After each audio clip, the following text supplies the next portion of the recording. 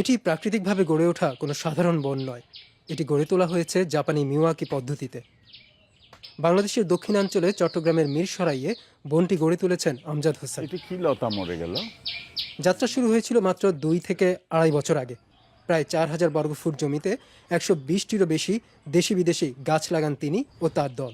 তার কোনো কোনোটি এখন 30 থেকে 40 ফুট পর্যন্ত উঁচু। এই মিয়াওয়াকি ফরেস্টের বিশেষত্ব হলো এটার একটা নিজস্ব ইকোসিস্টেম তৈরি হয়। আমরা যেই গাছগুলো এখানে বুনছি সেই গাছগুলা এই যে সোনা পাহাড় মিরসরাই আমাদের প্রজেক্টের এই 500-600 গজ পিছনে যে পাহাড়ে যে প্রাকৃতিক বন আছে সেখান থেকে প্রজাতিগুলো নিয়ে আসা। এই মিয়াওয়াকির যে নিয়ম পদ্ধতি সেই পদ্ধতিতে আমরা এটা সয়েলটাকে ডেভেলপ করে এবং গাছগুলো আমরা পুঁতি। স্থানীয়ভাবে এটি বাংলাদেশের প্রথম মিওয়াকি বন বলে পরিচিত।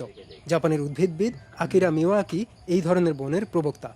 এই পদ্ধতিতে ছোট জায়গায় অল্প সময়ে বন তৈরি করা যায়, অথচ দেখলে মনে হবে অনেক পুরনো বন। গত 2 দশকে প্রায় 2.5 লাখ হেক্টর বা 31 লাখ ফুটবল মাঠের সমান বন উজাড় হয়েছে বাংলাদেশে। এক্ষেত্রে অল্প জায়গায় ঘন বন গড়ে তুলতে মিওয়াকি পদ্ধতি একটি সমাধান হতে পারে বলে মনে করেন আমজাদ। বাংলাদেশে তো ফরেস্ট যথেষ্ট কমে গেছে এবং দ্রুত এটা ক্ষীয়মান, এটা আরও কমবে। সেখানে খুব অল্প জায়গায় কিভাবে একটা ছোট ফরেস্ট মাইক্রো ফরেস্ট তৈরি করা যায় সেটার একটা উদাহরণ হিসেবে তৈরি করবে। একই মত চট্টগ্রাম বিশ্ববিদ্যালয়ের বন ও পরিবেশ বিভাগের এই শিক্ষকের।